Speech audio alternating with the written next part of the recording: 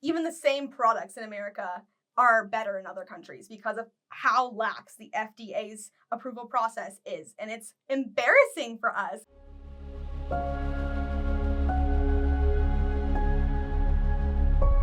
Welcome back to Fasting, Food, and Faith. I'm Brianne Sims, RN. I'm Sam Sims, nurse anesthesiologist. And today we have a very special guest with us. This is our daughter. Hello, my name is Emerald Sims. I go by Emmy though, and I'm currently studying nutrition and dietetics at Chadron State College. And I wanted to come on here and share with some of you what I'm learning. Yeah, so we were having the most interesting conversation the other day about a research paper that she was working on for one of her classes. And I was like, oh my goodness, you have to come on our podcast and tell everyone. So that's why she's here. Hello. So it's interesting because there's so much going on about food right now. Like it's a huge, like sort of hot topic currently. On social media, mainstream news, Real life. like real life, like People starting to learn more about what's wrong with food. Yeah, exactly. Yes. Because Non-communicable diseases, non-contagious diseases, Alzheimer's, diabetes. obesity, strokes. inflammation, like all the things. Yes, Yeah. thank you. Illnesses, non-communicable illnesses. Everyone is sick. People are overweight and sick of being overweight and sick. Yeah. Imagine that. The American paradox. We're supposed to get healthier by eating the way they told us to eat, and we've gotten sicker. Huh. Yeah. So we started this conversation last week with the seed oils. Yeah. And so now we have another interesting thing about specifically The FDA's approval process of food. So the problem is the FDA is supposed to keep us safe, right? And they're supposed to keep us from harmful things in our food. right And the whole goal should be to promote health. promote health. Yeah, exactly. And do what's best for the American population. Right. Which is what you expect. Right. Yeah. Right, of the Food and Drug Administration. You think that they're protecting public health. Exactly. But, and that's a big but. But we have some research on this that Emmy has found, Yes. and it's where was it published at? It was published at Regulatory Toxicology and Pharmacology. And the title is The FDA's Food Ingredient Approval Process, Safety Assurance Based on Scientific Assessment. And it was written by people who have worked or are currently working in the FDA. Ah. So, and the whole article is written from the FDA's perspective, and their goal is in the article to prove that they are a good organization and showing us their whole process and why it is helpful to the American population. And even though it was written with bias by the FDA, trying to prove to you that they are a good organization, they still failed miserably. And this whole article shows that they really don't care about our well-being or our health or how their actions affect us. They're more concerned with improving the safety of the food than improving the safety of how the food affects us, if that makes sense. So what you're saying is they're concerned with preserving food so that it lasts for a long time without going bad. Yes, exactly. They're So concerned with the food. They're preserving the safety of the food to keep the food from going bad. Correct. Rancid, spoiling, molding, whatever it is. Right. So they're concerned with preserving the food supply versus promoting healthy food. So the FDA has three major goals that align with their purpose. Their purpose should be to be keeping us safe, but unfortunately that is not really included in their three major goals. So the three major goals are to improve and maintain safety and freshness, improve or maintain nutritional value, and improve taste, texture, and appearance through spices, flavors, and or sweeteners. So that sounds nice to begin with. Yeah, it sounds great. Like, okay, but then when we actually dig into what does that mean? What does that mean? So let's look at each one and see what that means. So first off, first thing listed under improve or maintain safety and freshness, we have preservatives slow product spoilage caused by mold, air, fungi, or yeast. In addition to maintaining the quality of food, they help control contamination that causes foodborne illnesses, including life-threatening botulism. One group of preservatives, antioxidants, prevents fats and oils from becoming rancid or developing an off flavor. They can also prevent fresh cut fruits such as apples from turning brown when exposed to air. So their first thing listed under safety is preservatives is the first thing that they use, which has been shown to be detrimental to people's health. So I think let's talk about one of those things right off the bat. First of all, they're basically trying to make sure that the food stays fresh. Yes. But their other focus is just to make sure the food just looks fresh. Like, so they want to make sure an apple doesn't turn brown. Exactly. And oxidation of an apple has no effect on its nutritional value. It doesn't need to stay yellow. It can stay brown and be just as good for you. So a lot of this stuff is focusing on, like number 3, improving taste, texture, and appearance. So things that are added to food. Food colors maintain or improve appearance. Emulsifiers, stabilizers, and thickeners give food texture and consistency. And they use leavening agents, acidities, and all sorts of things that are added to improve the food and its well-being rather than your own well-being and how it affects you. So they are adding things to food that help the food and not help you, basically. It's the old poison apple from Snow White. It's pretty, Yes. but the it will, outside. but it will kill you. Basically, yes. But the brown apple won't kill you. Right. Exactly. The But it's not natural as food. pretty. It doesn't affect the appearance, so the FDA doesn't care. So they're altering food to make it more appealing so that you will eat more of it. Exactly. So it doesn't benefit Hmm. us, it benefits the food. Correct. Or the person selling the Person poison selling the food. food. Yes. Exactly. Hmm. Because if a food looks good and tastes good, you want to buy more of it. And what does that generate? Revenue for the economy to support the government further. Crazy. Yeah, longer shelf life. Yes, it extends its shelf life as well. Which, okay, extending the shelf life of food makes it less nutritious because you're getting older and older and older food and it loses its nutrient value. The longer that it sits on the shelves, the longer that it takes to get from garden to table or from farmer to table or from factory to table, unfortunately. Yeah. So those preservatives are not preserving health. They're not preserving nutritional value. They're just preserving the appearance and safety of the food to eat it, but it's not actually bringing more nutrition. Exactly. Yeah, and we talked about this with the canola oil. The canola oil, if it's cold pressed and kept in dark bottle, it actually can be healthy. But when they boil it and heat it and boil it and get the maximum extraction, when they look at that under light spectrum, it has 0 nutritional value. So they take all the nutritional value out, and they do it with wheat. That was the second one, improve and maintain nutritional value. But they'll pull all of the nutritional value out of it so it doesn't spoil. But then they'll enrich it by And just add fake and nutrients stuff that back in. yeah, nutrients are at a certain amount. This is how much what used to be in it. So we'll just put. But they're not natural occurring nutrients either. Not They're the lab natural wheats created. are occurring nutrients. No, it's just a different source, Yeah. and they're not as healthy. Exactly. Which is not good for your health. No. So I'm going to tell a story here because I think it's hilarious. Okay. So, we go to visit Emmy in college. This one. I forgot about this. It's so funny. So we walk into a room. Typical college room. So, like, what are you worried about, like, having set out? Like, so this is, like, the nutrition side people of us. We walk in there, and what's sitting on the counter? A bottle of canola oil. I walked into a room and I was like, We have raised you better than this. I was like, what is this doing in your room? And she was like, it's not mine. I was like, I swear it's my friend's. I don't own it. She was like, I did not buy that. I was like, how dare you? I was They like, were we so trained you upset. better. That's right. But she knew. She Yeah. knew. It was not hers. Her friend claimed it. And yeah, we were like, put We that didn't in the use hallway. it. I convinced her to not use it. We used avocado oil, I swear. So I say that all parents have the same conversations with their kids. It's just a little bit different for us. We started joking as if I had bongs or something now. He's like sweeping it out of the way. Like, what is this? Yeah. Good times. Yeah. Yeah. So anyways, there hasn't been these seed oils in your room since then, so it's Yeah. good. There has not. We had- Not a one. But it's generally recognized as safe. And so Yes. there's this whole generally recognized as safe. We found that they hadn't looked at that in 39 years.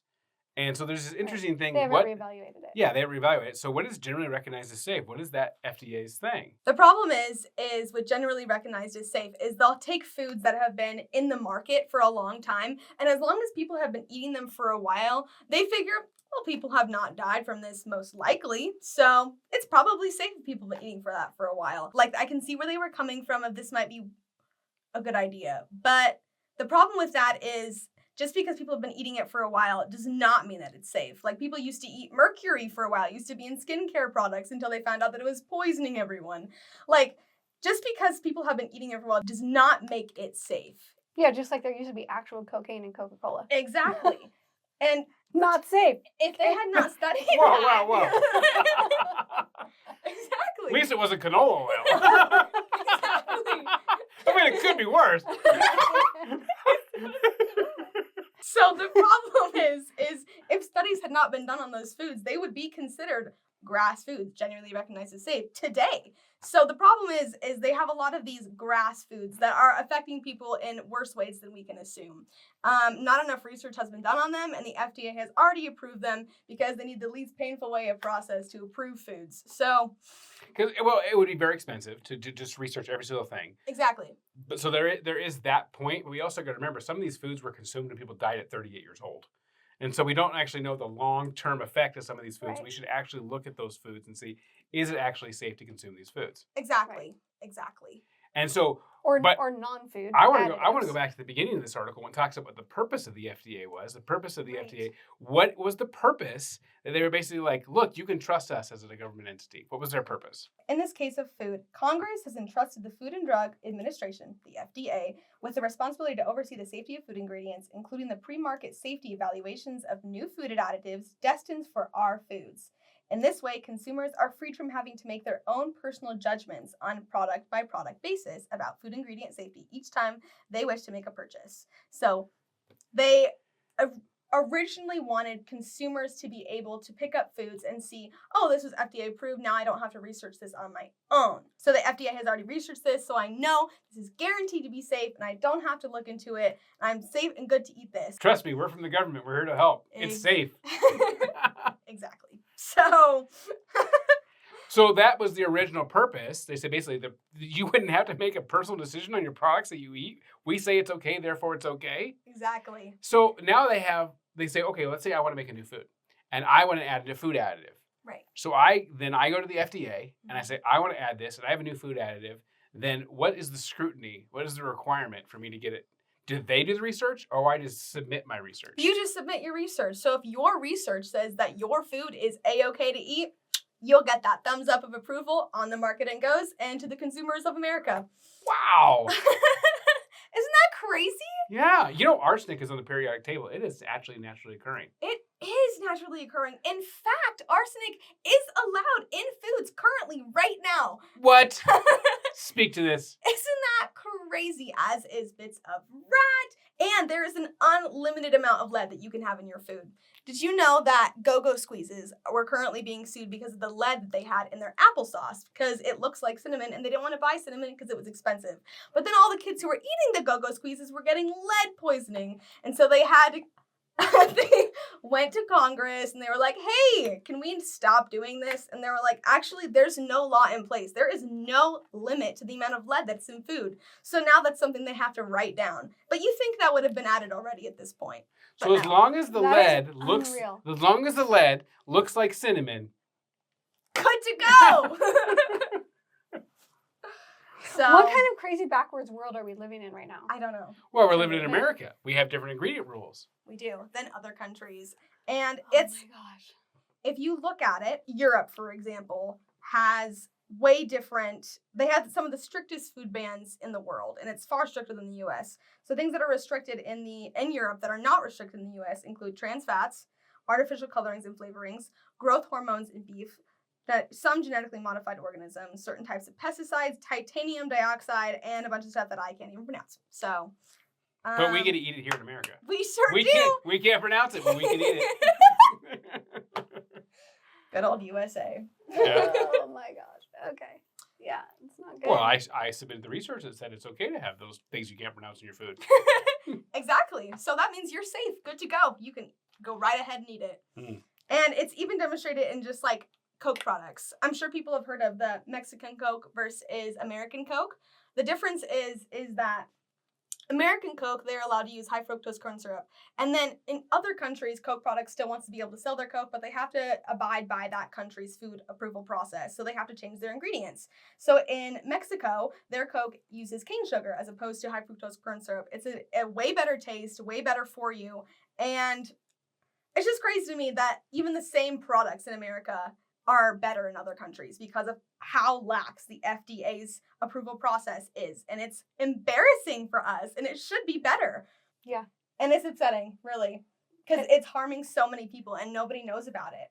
They keep it under wraps, and it's so sad. It's exposed. They're still encouraging a low-fat diet, and it's been proven that fat is needed. It's needed for your brain to function. It's one of the most important macronutrients. And they still have a high carb diet as well. And carbohydrates are the only macronutrient that you can live without. Yep. And that's their number one thing that you should eat. Like they're saying this is the most perfect macronutrient. You need this one the most, but it's actually, you don't even need it at all. Well, that happens to do with the food pyramid. Exactly. Because the food pyramid was based on a famine. Did you know that? No, I didn't. So if you can't get food, right? What can you survive on and live a long time? Grains are shelf-stable. They can store a long time. They'll help you put fat in your body, and you will survive a famine. And it came out in the 1970s. So that whole data is basically like, if you eat 11 grains, you're going to survive a famine. You'll be fatter, and you'll survive the famine. And then you should basically, when it's not a famine, you need to turn that pyramid upside down and eat that way. Exactly. Yep. The pyramid is for famines. So there's no food, and that's all you can do, then you have shelf-stable food, and you can survive a famine. Or you can fast, which we recommend. Highly recommend. Crazy. Yeah, but usually the food pyramid is upside down. Yeah. You turn it the other way when there's famine. Turn it back when there's. And that's completely true because you need protein the most. Yeah, fat and protein is the key. They're the top. Fat's Exactly. the top. Yeah. Yeah, that's the whole base, so it should be turned upside down. Yeah. So Okay. use your brain. Yep. And eat the fat and eat the protein. You should only eat those foods basically as a last ditch effort. Is basically what it comes down to. Right. And we're never in that environment anymore. We are not in a famine. We're not in a famine. No. But we haven't had a famine in the world for 50 years, which is pretty good. Yeah. Because we've been able to store these foods that are shelf-stable. So we've been able to keep the population of the U.S. or the world alive, but we also are going to help more. Because we're actually just eating like there's a famine all the time, we're extremely unhealthy. Yeah, in the United States. And, and anybody that adopts our diet, they get unhealthy too. Okay, so I say it's okay. I submit the research. What about food additives? Are they actually food? No. Actually, they're in the same category as pesticides, and they do not contribute to the FDA's, and they're not underneath the FDA's even approval process, food additives. They're in a different section of the government because they are not considered food. And their process of testing them goes through just, are they going to kill you? Pretty much.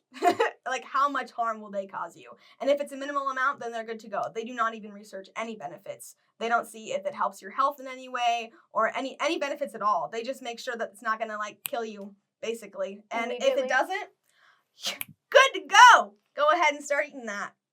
But the research they do is only goes out to a maximum of 2 years on rats. Correct. They do some non-rat stuff. But mostly it's short-term research within 90 days. Yes. And then if they're going to do something that's considered a lifetime, they give a rat and this stuff. And after 2 years, the rat has basically lived through their life cycle. And they say, well, did we get cancer? Did we get fatty liver disease? Does we get diabetes? And the answer is no. Then in 2 years, then that's it. Basically, 2 years of a rat's life equals 80 years of your life. And as long as it doesn't cause anything in 2 years of the rat, we're good. Really don't think that's equivalent. I'm just over here being like, I don't think that's equivalent. They're basically saying if it doesn't kill you immediately, it's fine. Yeah. Basically. And 2 years is the longest time they will go. That is considered their lifetime assessment. Yep. That's 24 months. Long-term research. Yep. Yes. But not the long-term research, not on people. Not on people. They did long-term research on rats. Correct. Mainly rats. They do use other non-rats, but they're just animals as well. They don't do the research on people. Yep. But then they just let people eat as much of it as they want. Yep. Oh yeah. They and when they test these, they regulate how much they're feeding these rats. But when it comes to people, you can't choose how much they're eating. People can eat loads of it, and they'll never know. You could drink 20 Mountain Dews a day. Well, you could. Well, the thing is, you could have a product that has basically just below the safety standard of if you just have this one product and you eat that, then you'll be fine. But the reality is, you might have 10 products in a day that all are basically right underneath the poison level. And if you ate 10 All 10 different of things them. of poison all in the same day, Yes. then how are you going to feel after that? Right. Horrid. And people are quite literally dying from what they are eating, and they don't know, and the FDA doesn't care. Yeah. Basically. It's unreal. And it was just so It just- upsetting to learn this, that they're just letting people die. And it's just so upsetting, and I wish we could do more to change it. But the first step to change is through spreading the knowledge of that change needs to happen. That's the first step. Yeah, sharing the truth and getting people to recognize that you should start voting with your dollars and not buying poison.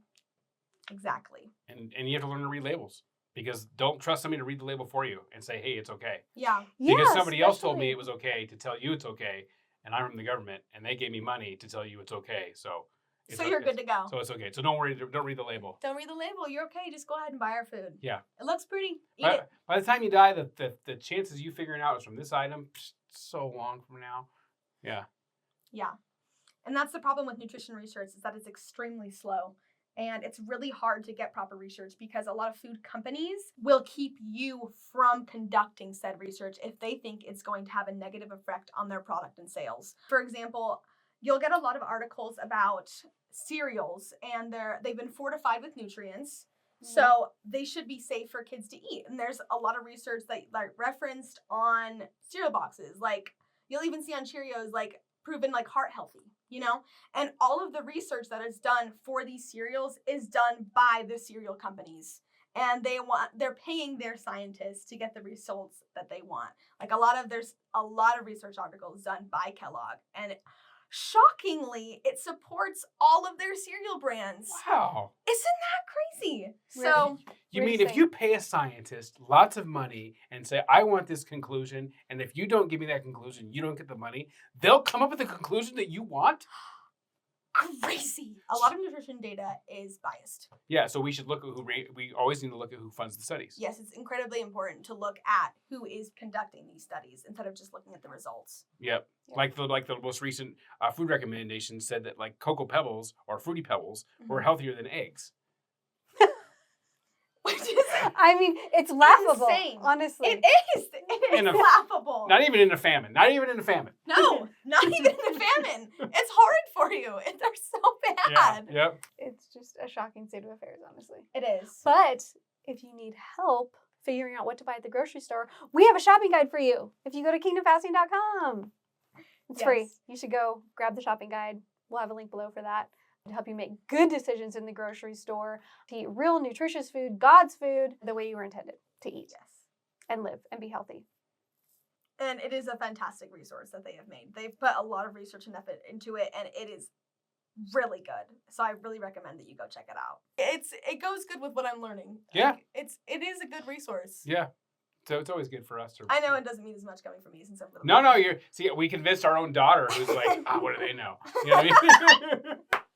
See? That's how real it is. Well, it can be overwhelming at first when Sure. You hear all of this information, and it makes you really upset, and it feels overwhelming. Grocery stores are huge, and how do you decide what to buy? I mean, you feel like you can't get something that you can eat. You feel like you can't get a food that's not contaminated because the FDA has just been so lax on their foods. So it's a really helpful guide. It's a place to start, and it does get better and it does get easier, and it's gonna be okay. Yeah, there you go. I like it. And one of my favorite quotes that I heard recently was like, every grocery store has a health food section. So what does that make the rest of the food? Oh, that's a good one. Uh-oh. Oh. Don't have a little heat to it. Yeah. So, things for you to think on. Yes. Thanks for being our special guest today. Yes, thank you for having me. This was great. Yeah, knowledge bombing everybody. Yeah. Hopefully we'll get to have you on again soon. I Yes. would love to. Yeah, next research That would project. be We want to fun. hear about it. Yep. Yeah, when it blows your mind, why don't you come in here and blow everybody else's mind? I would love to. They need it. Awesome. Well, if this was helpful for you, we would love it if you shared with your friends and family to improve their lives and eliminate the poison as well. Go fast, eat real food, and be blessed.